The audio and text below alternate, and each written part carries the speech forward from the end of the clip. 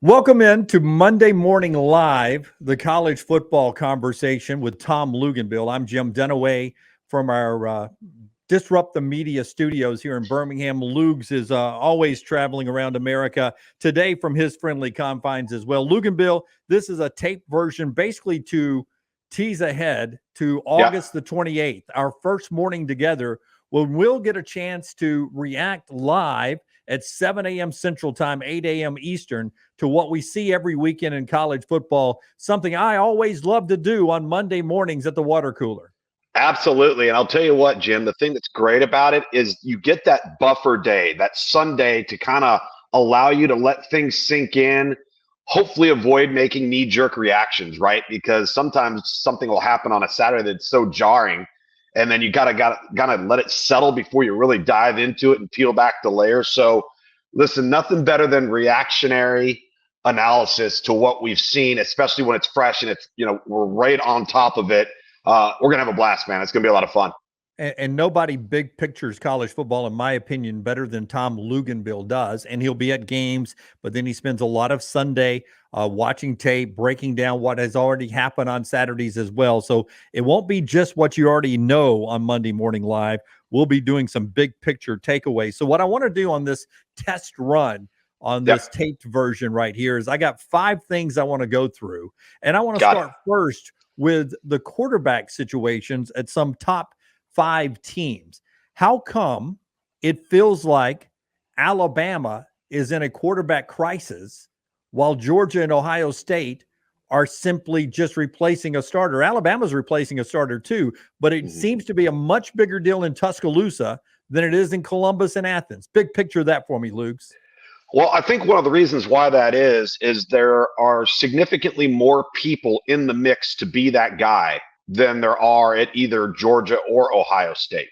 At Ohio State, it's Kyle McCord and Devin Brown. All right. I think everybody, for the most part, realized it was going to be Carson Beck at Georgia, as those behind him are pretty young, have played very, very little. And at Alabama, all right, you've got Jalen Milroe, who we've seen a taste of. You've got Ty Simpson, who is a very highly sought-after quarterback. You've got the Notre Dame transfer in Tyler Buckner. You have even Dylan Lonergan, if you want to consider him to be in the mix. And the reality of the situation is this. And I look at the quote that Nick Saban had, I believe, about a week ago, and he essentially said, "Force us to play you," which translation for me means that every one of those guys that are in the mix are making the same amount of good plays and equally making the same amount of poor plays. For every good decision they make a poor decision. Nobody's taking the reins and stepping to the forefront. Now, does that mean that they're going to be problematic at quarterback and not have an answer? No, I don't think it necessarily means that. I just believe that they felt coming to this point in August that they would have a much clearer picture of somebody, whoever it is, would be stepping to the forefront. And I think that happened at Georgia. I think that is happening at Ohio State. It may not be Kyle McCord. It might end up being Devin Brown. We don't know. But they seem to be a little bit more aware of exactly where they stand. And I feel like Nick Saban and Tommy Rees and this staff are very frustrated with where they stand because nobody's just jumped out in front and said, "This is my team. I'm going to be the decision maker. I'm going to be the most accurate. I'm going to be the most prepared, and I'm going to separate myself." And that has not happened. And I think it's a bit alarming to them because they were expecting it to have happened by now. If I'm an Alabama fan and I'm sitting around sipping my Bud Light, though, I feel like the way everyone is portraying this, I'm concerned at quarterback. For those that don't know Luginbill's history, you played the position at a Power 5 conference. You've coached the position. Yeah. With the 21 players around the Alabama quarterback, how good does the Alabama quarterback really have to be this year for this team to be of championship quality? Well, I'm going to use another quote from Ryan Day that I thought was fantastic when he was describing his quarterback situation. And he said, "We need our guy to make the routine plays routinely." Okay. That means you don't have to wear an S on your chest. You don't have to come out of the tunnel with a cape on. Line up, get us into the right play, identify the coverage pre-snap, make the progressions post-snap, and get the ball to where it's supposed to go. Quarterback play is about 2 things. It's about decision-making and accuracy. I don't care how tall you are. I don't care how fast you are. All of those things go out the window if you make poor decisions and you're not an accurate player. I think DJ Uyunglele at Clemson the last 2 years was a prime example of that. And so, yeah, I think you should be a bit concerned in relationship to the fact that it doesn't seem like the decisions that need to be made are being made on a routine basis, or because if they had, and we would know by now exactly what the pecking order is at quarterback. So I think this is going to be an extremely talented football team. And I believe that if you walk into the huddle and you, number one, have the football team, and I think that's another thing too, Jim, that we've got to determine here, and the coaching staff has to take a close look at. Pay close attention to who has the pulse of the team. Which guy has the locker room? And if it's close and it's even and you're not quite sure, but you feel like there's a leadership angle and an advantage with one guy, you kind of trend in that direction. So they're going to step into the huddle. I don't think they're going to be, as Nick Saban said last year, too Bryce Young reliant, right? Or too Bryce Young centric. And I think if they get back to maybe more of a traditional run game, not have to put the entire thing onto the quarterback and have that person just divvy it around. I said this on my weekend Sirius XM show this past Sunday. And I say this, and I mean this as a positive, and I mean it as a compliment. They need Greg McElroy. They need a good football player who is more talented than people gave him credit for. But the one thing he did not do was put his team in jeopardy.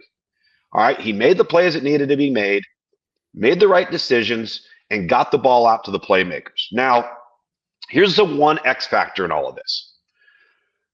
If you're not sure who the quarterback's going to be, and you know you've got really, really good personnel around that player, it would be my tendency to lean towards the player who's the greatest athlete of the group. And I say that because if you put a guy out there that is a dangerous runner, you are now changing how defenses have to defend you. That's right. And that may not be Ty Simpson. That may not be Tyler Buckner, although both of them are pretty good athletes. But with Jalen Milroe, when Alabama breaks the huddle, defenses will if he makes a mistake, he makes a mistake. But defenses are going to have to account for him differently.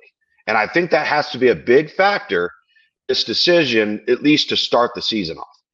Okay, I've got to defend my boy GMAC here, Greg McElroy. I understand what you're saying, but I'm on the field at Jordan-Hare Stadium in 2009. The place is going crazy, and they need the drive to keep it going. And McElroy helped out by Julio Jones, but McElroy was perfect when he had to be. And yes, I would take Greg McElroy right now in Tuscaloosa, and I think that team would win a championship. Quarterback manager aside, when he had to be big, Greg McElroy was big. Well, I'll say this about the whole game manager phrase or term. Have you ever met a coach in any sport that doesn't want their lead player to manage the game? None. It is the dumbest statement. I think it's the dumbest statement in all of sports. So, well, he's limited talent-wise, all right, and he can't manage the game. Okay, well, then he's not going to be on scholarship, all right? That's right. So if he's got a bunch of talent, but he can't manage the game, he's not going to hold on to the starting job. I mean, it's that simple. I think it's one of the most overused, stupid phrases ever. Yeah, they make it sound like Greg had ascended from QB2 on the Pi Cap team. Tuscaloosa. He was there for a reason. Lance'sLock.com, Lance'sLock.com, one of the great sponsors of Monday Morning Live. This will be the only taped version of Monday Morning Live ever. This is a test run on equipment up here with our friends at Disrupt the Media, our company now that we own up here. So we wanted to sort of test run this. 4 more big questions from Luginbill, brought to you by Lance'sLock.com. All the plays all year long. Go to that website, Lance'sLock.com. My second question is, I don't care in week 0 if USC scores 64, 70 points and beats San Jose State by 40 points. I'm looking to see how many points San Jose State scores in this game. If it's 70-24, I'm still going to be concerned about this USC team because they allowed 24 points to San Jose State. Pac-12 game prime time to start off on the Pac-12 network in week 0. Am I wrong about seeing, forget the outcome, what the USC defense can do in this one? No, you're not wrong, and I think San Jose State's better than people think they are. I think the line right now is around 30. I think San Jose State covers because I do think they'll score. Here's the thing, Jim, that gets glossed over about SC last year in particular. And our crew had them in person. And you watched them on tape. And in their two deep on defense, I saw 2 NFL caliber players. Two. And here's what gets kind of tucked under the rug that people don't realize. They were plus 22 in turnover margin last year. That does not happen. That is a statistical anomaly out of nowhere. That might happen once every 15 years to the same team, right?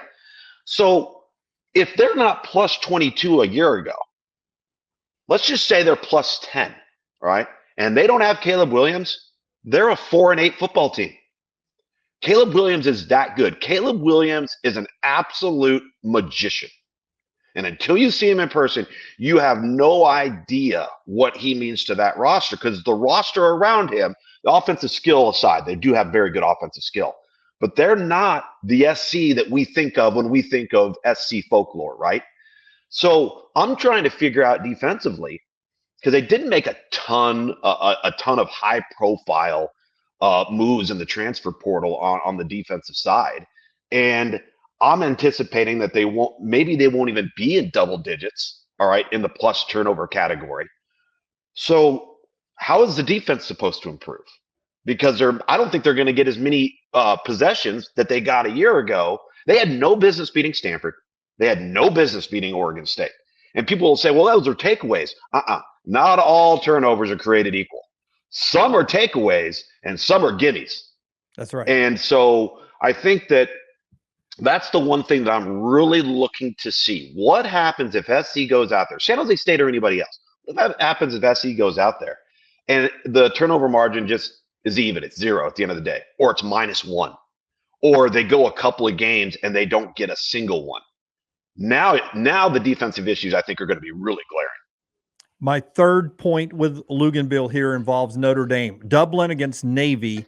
What keeps you from thinking it's fool's gold on that Notre Dame helmet this year? Are you looking for Sam Hartman to do something in this first game? What does Notre Dame have to do to impress you coming up this weekend? No, they've always struggled with Navy to some degree. And I think it's fair to say when you have to take on a traditionally oriented triple option type of team, or a service academy team, or a Paul Johnson coach Georgia Tech team, you want to get them in one of two ways. You either want to get them in the opener, or you want to get them off of a bye week, or you get them in a bowl game. You have as much time as possible to prepare for it. I think I'm really looking forward to see. I still don't think, as a whole, on the hoof, that Notre Dame has the athletes of today's elite programs. They're not on the same par. Does it mean that they can't get there? No. I do think that they will be improved as a football team in year 2 under Marcus Freeman. But I think the number one thing to answer your question, I'm really curious about, is how good is Sam Hartman when he's not in the slow mesh offense? Me too. And I have a tremendous amount of respect for him. If you've ever watched him play, he's tougher than nails. He's got grit, moxie, any adjective you want to use. I love him. And I do think he's a good football player. And I think he's one of those guys, if a Chase Daniel or Colt McCoy, some of these guys can play in the NFL as a backup for 10, 11, 12 years, he could find a home. I think he's one of those guys. But I don't know what he's going to do in the traditional sense of the position, right? As a pure drop back guy, as a play action guy. He clearly knows how to operate the RPO game. So I think if Notre Dame is smart, forget the slow mesh part, continue to emphasize what he does well, and that's identification on the run pass option. So I think he'll be fine, but I wouldn't be surprised if there's a little bit of an adjustment period. And you could make an argument, Jim, that over the last 2 to 3 years, the wide receiver skill at Wake Forest was better than what they had at Notre Dame. Wow. That's saying a lot. That's saying a lot.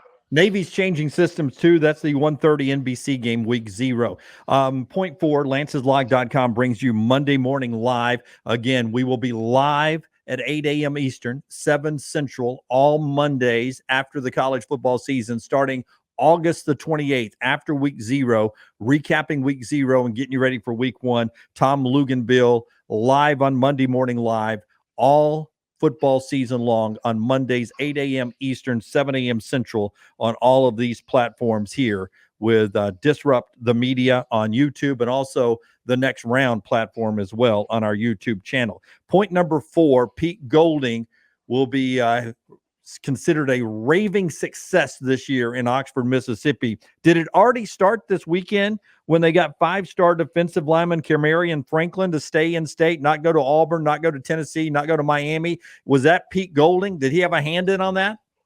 I guarantee he had a hand in on it because he was in on the recruitment of him prior to his arrival at Ole Miss. And so now all of a sudden that I think that pays some dividends and it carries a little bit of weight. And whether it's Pete Golding, whether it's Lane Kiffin, whether it's Ole Miss or Mississippi State, when you have a great player, you can't let that player leave your state, right? And it's not easy to do. I get it. It can be hard to do.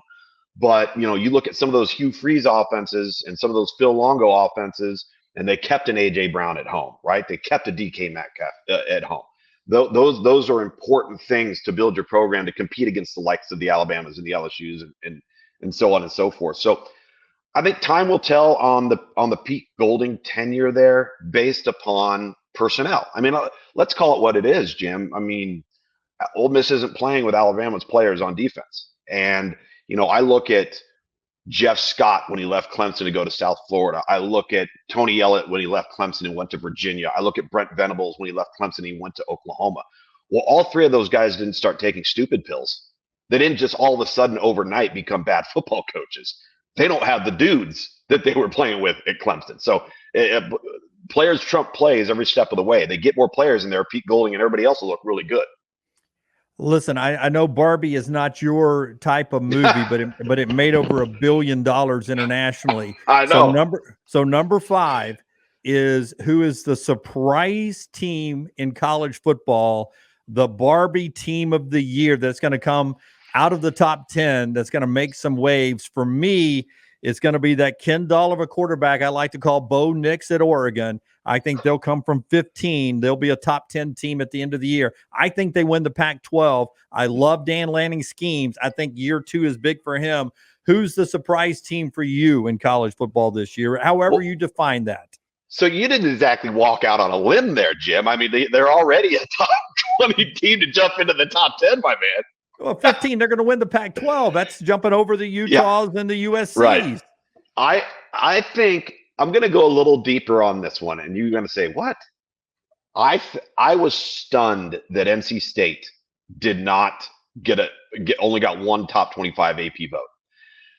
And I say that because they're going to be really, really good on defense. They're loaded in their defensive front.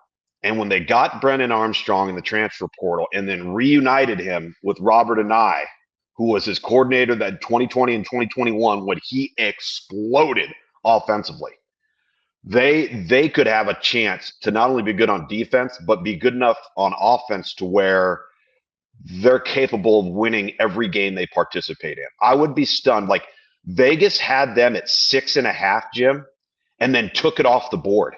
I mean, this is a team that's done nothing but win 8 or 9 plus games each of the last 4 or 5 years, and they had them at 6.5. And then all of a sudden they pulled it off. And I'm sitting there going, 6.5? You got to be freaking kidding me. And I'm not a gambler, man. But if I were to take one and say this is going to be a really good team that will be pushing Cuss top 10, top 15 throughout the year, and with no divisions in the ACC, that would be a surprise team for me. And by the way, I agree with you on the Pac-12. I actually think there are 4 teams that can make the college football playoff out of the Pac-12. I'm not convinced any one of them could win a game. But I think Oregon, Washington, SC, and Utah all could make a college football playoff. I think Utah, because of how they're built, would be the team that would probably have the best chance of winning a semifinal game, just because of who they are up front and how they are on defense, because they're a little bit different than everybody else out in that league. But everything that's happened in the Pac-12 has glossed over the fact that it's the most exciting conference in America with the best quarterback play, and it's not even close. It's a great point you make on NC State too. Like you can see, like in the Caesars bookmaking area, the guy who put 6.5 out there for NC State totals, and everyone's pounding the over, and they have to pull it off the board. It's like, hey Dave, can you come to the office, please? 6.5. Exactly. You're fired, dude. Get out of here. 6.5. We were going to lose so much money if they win 7. Tom Yep. Luginbill is with us all year long. It'll be live from now on. Test run is going to go as we're going to splash this in the Pacific and put this as a check mark. It went really well. We'll be live all football season at 8 a.m. Eastern, 7 a.m. Central for an hour. We'll have a chat room comments going for you guys so you can react to college football. Remember, tune in. Audio app will help you on the car play on your ride to work. The Next Round app, it'll be available on that as well. Podcasted everywhere. You can watch it on all the platforms, including YouTube, Twitter, and Twitch. Thank you, Loogs, for this test run of Monday Morning Live. I can't wait to see you Monday morning. I'll bring the coffee, at least for me. Right. Are you a coffee drinker? I like iced coffee. But I'm one of those people that doesn't really have a reaction to caffeine, so I don't have to have coffee. Like, I'm not somebody that wakes up every morning and has to have my coffee, but I do enjoy it. But we're going to have a blast. I'm glad that our soup can and string operated correctly today so that we can make sure that we can get to everybody live every Monday. But we're going to have a lot of fun. That's right. You had to have Apollo 10 to get Apollo 11 to land on the moon. So Apollo 10 works. I'll see you on the lunar surface Monday. That's Monday Morning Live, brought to you by Lance's Lock, lanceslock.com.